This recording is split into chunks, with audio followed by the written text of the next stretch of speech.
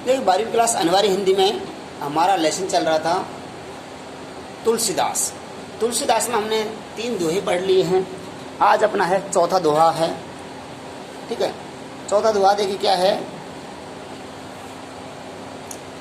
राम कृपा तुलसी सुलभ गंग सुसंग समान, जो जल परे जो जल मिले कीजे आपहु समान। कितनी अच्छी बात कही है तुलसीदास ने।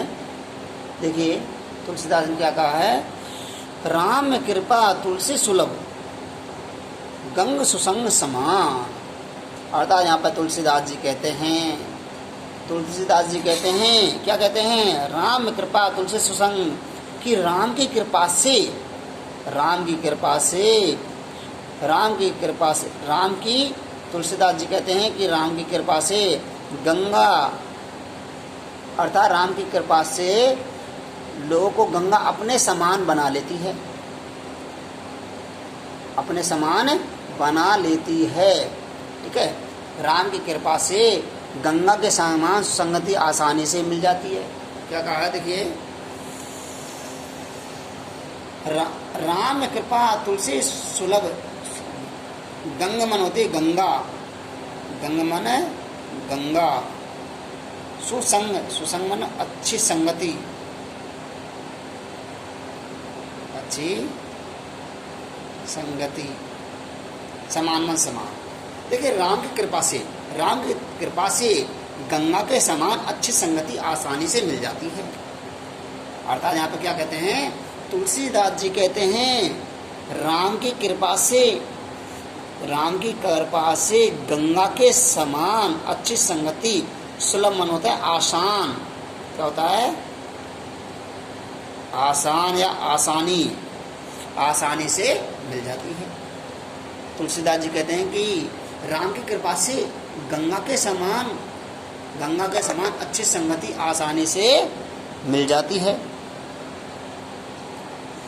नेक्स्ट देखिए, जो जल परे जो जल मिले कीजे आपो समान। देखिए क्या कहा है, अर्थात देखिए जो जल परे, अर्थात गंगा में जो जल मिलता है, गंगा में जो जल परे, अर्थात गंगा में जो जल पड़ता है, जो जल मिले, अर्थात गंगा में जो जल पड़ता है, जो जल मिलता है, कीजे आपो समान, अर्थात गंगा नदी उसे अपने समान पवित्र बना देती है। गंगा में जो जल मिलता है, गंगा उसे अपने समान पवित्र बना देती है। अर्थात कहने का तात्पर्य यह है कि अर्थात उसी प्रकार सुसंगति में जो भी जन जाता है वह सद्गुणों से मंडित हो जाता है, अच्छा बन जाता है। कि अर्थात कहने का तात्पर्य यह है कि जो व्यक्ति जैसी संगति में जाता है वैसा ही बन जाता है। यदि जो व्यक्ति अच्छी संगति में जाता है तो वो गंगा के समान पवित्र बन जाता है। जो व्यक्ति अच्छी संगति में जाता है तो वो गंगा के समान अच्छा और पवित्र बन जाता है, अर्थात सद्गुणों से युक्त हो जाता है। नेक्स्ट देखिए, एक बार पुनः देखिए इसको, राम कृपा तुलसी सुसंग सुलभ गंग सुसंग समान। अर्थात तुलसीदास जी कहते हैं राम की कृपा से गंगा के समान अच्छी संगति आसानी से मिल जाती है।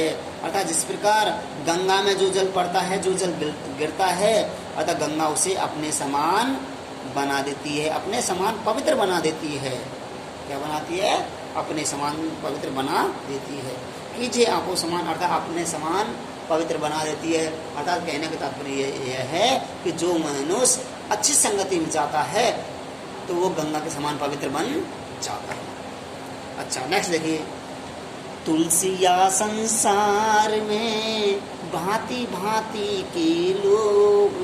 तुलसीदास जी क्या कहते हैं, तुलसिया संसार में भांति भांति के लोग, सबको हिल मिल चालिए नदी नाव संयोग। क्या कहते हैं देखिए, तुलसी हिल मिल चालिए नदी नाव संयोग। अर्थात देखिए क्या कहते हैं, तुलसीदास जी कहते हैं कि इस संसार में अनेक प्रकार के लोग रहते हैं। देखिए तुलसी या संसार में भांति भांति के लोग, तुलसी या संसार में भांति भांति वो लोग विभिन्न तरह के, अनेक तरह के, अनेक प्रकार। तुलसीदास जी कहते हैं कि संसार में, इस संसार में अनेक प्रकार के लोग रहते हैं। अर्थात क्या कहता है आगे, लोग सबको हिलमिल चालिए नदी नाव संयोग, अर्थात हमेशा अनेक प्रकार के लोग रहते हैं और उन सबको कैसा चलना चाहिए, हिल मिलकर घुल मिलकर रहना चाहिए, हिल मिलकर चलना चाहिए। किसकी तरह, नदी नाव संयोग, अर्थात जिस प्रकार जैसे नदी और नाव का संयोग रहता है, नदी और नाव का संयोग होता है, उसी प्रकार लोगों में भी कभी कभी मिलन होता है। उसी प्रकार, इस प्रकार नदी नाव का संयोग होता है, नदी और नाव एक साथ मिलते हैं, उसी प्रकार लोग भी कभी कभी आपस में मिलते हैं। तो उनको हिल मिल कर चलना चाहिए, उनको हिल मिल कर चलना चाहिए, घुल मिलकर रहना चाहिए। क्योंकि मेल जोल से, कहने का तात्पर्य क्या है, क्योंकि मेल जोल से अनेक समस्या हल हो जाती है, अनेक समस्या का निवारण हो जाता है, ठीक है, और मानव को हर एक प्रकार के सुख प्राप्त हो जाते हैं, हर एक प्रकार के सुख हो जाते हैं। अर्थात उनको दुख झेलना नहीं पड़ता। कब नहीं पड़ता, जब मनुष्य आपस में एक दूसरे के साथ में हिल मिल कर चलेंगे और एक दूसरे के साथ में कंप्रोमाइज करेंगे, एक दूसरे के साथ में हिल मिल कर रहेंगे, नदी और नाव की तरह रहेंगे, हिल मिल कर चलेंगे, तो उनको कभी समस्या नहीं आएगी और हर कैसी विकट से विकट, इनके कठिन से कठिन समस्या का निवारण हो जाएगा। नेक्स्ट देखिए, तुलसी पावस के समय धरी को किलमोन। देखिए, तुलसी मन तुलसीदास, पावस का मतलब होता है वर्षा के समय, धरी मन होता है धारण करना, धारण करना, कोकिल मन होता कोयल, कोयल, मौन मन होती है चुपचाप रहना, क्या रहना, चुप रहना, क्या रहना, चुप रहना। देख लीजिए, अब देख जाएगा, ठीक है, चुप रहना। देखिए, तुलसी पावस के समय धर कोकिल मौन, अब तो दादुर, दादुर होता है मेंढक, क्या होता है, मेंढक, दादुर का अर्थ होता है मेंढक, बोली हुई हमें पूछेगा कौन, पूछे मन पूछना, पूछना। देखिए क्या कहा है इसमें, तुलसी पावस के समय कोकिल धर कोकिल मौन, तुलसी पावस के समय धर कोकिल मौन, अब तो दादुर बोली हमें पूछेगा कौन। पावस का मतलब होता है वर्षा ऋतु, अर्थात तुलसीदास जी कहते हैं वर्षा ऋतु आने पर कोयल मौन धारण कर लिया। क्या कहती है, तुलसीदास जी कहते हैं कि वर्षा ऋतु के समय, पावस का मतलब होता है वर्षा, वर्षा ऋतु के समय कोयल क्या कर लेती है, मौन धारण कर लेती है, अर्थात चुपचाप रहती है। वर्षा ऋतु के समय कोयल मौन धारण कर लेती है। क्यों, क्योंकि वो सोचती है, कौन सोचती है, कि कोयल सोचती है कि अब उसका समय नहीं है, अब तो किसका समय है, मेंढकों का समय है, क्योंकि वर्षा ऋतु में मेंढक टर टर टर टर बोलते हैं, तो इसलिए कि अब तो मेंढक ही बोलेंगे, हमें अब कोई नहीं पूछेगा।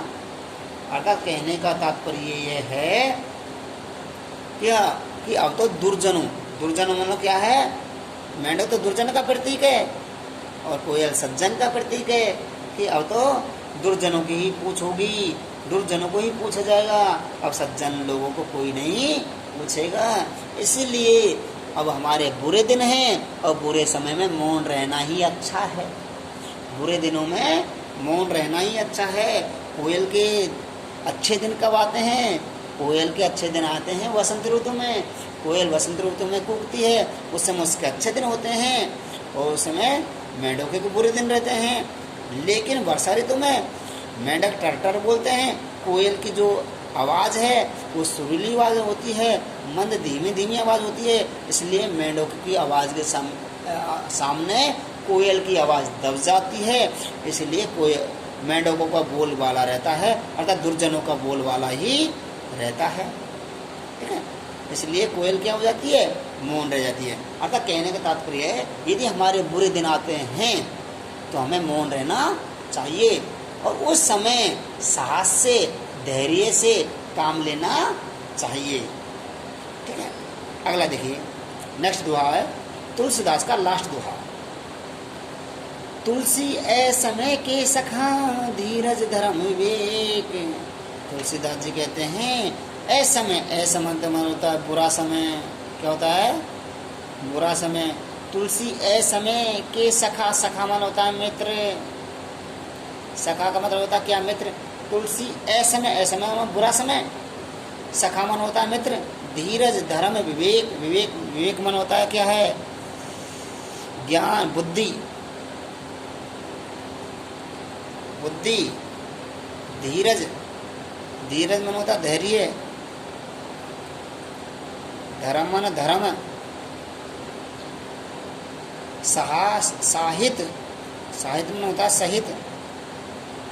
साहस मन साहसी, साहस होता है। सत्यव्रत, सत्यव्रत माना सत्य कार्य, सत्य वचन। राम भरोसे, राम को भरोसे।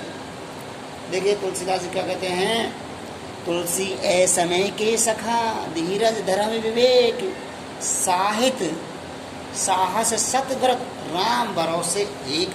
अर्थात तुलसीदास जी कहते हैं कि बुरा समय आने पर, अर्थात तुलसीदास जी कहते हैं कि बुरा समय आने पर ये मित्र, ये अपने मित्र सहयोगी होते हैं। अर्थात बुरा समय आने पर अपने ही मित्र सहयोगी होते हैं। उस समय बुरा समय आने पर कौन कौन से मित्र होते हैं, उस समय मित्र होते हैं अपना धैर्य, धर्म, विवेक जिसे बुद्धि कहते हैं, विवेक, साहित्य, साहस, सत्यव्रत तथा परमात्मा, परमात्मा पर भरोसा रखना ही, परमात्मा पर भरोसा रखना ही ये हमारे मित्र माने जाते हैं। अतः उस समय परमात्मा में भरोसा रखना ही एक अच्छा है। देखिए कहने का तात्पर्य है गुणों को धारण करने से मनुष्य बड़ी बड़ी से बड़ी समस्या निवारण कर लेता है। अर्थात इन गुणों को धारण करने से मनुष्य बड़ी से बड़ी समस्या का निवारण कर लेता है और भगवान पर भरोसा रखता है। क्या कहा, देखिए तुलसी ए समय के सखा। तुलसीदास जी कहते हैं कि ए समय, तुलसीदास जी कहते हैं कि बुरे समय आने पर हमारे यही मित्र होते हैं। कौन मित्र होते हैं, धीरज धर्म विवेक। अतः धैर्य रखना चाहिए, धर्म पर विश्वास रखना चाहिए, बुद्धि से काम लेना चाहिए, साहित्य, ठीक है, साहित्य पर भरोसा रखना चाहिए, साहित्य पर भरोसा रखना चाहिए, साहस से काम लेना चाहिए, सत्यव्रत का पालन करना चाहिए और भगवान पर, राम मन होता भगवान, ईश्वर पर भरोसा रखना चाहिए। तब हमारी बड़ी से बड़ी समस्या का निवारण हो सकता है। यहाँ पर ये तुलसीदास नाम जो पाठ है वो यहाँ पर कंप्लीट हुआ। नेक्स्ट पीरियड में पढ़ेंगे हम, नेक्स्ट जो इसका पाठ है संतवाणी का जो पाठ है, राज्यारा सौठा। Thank you student.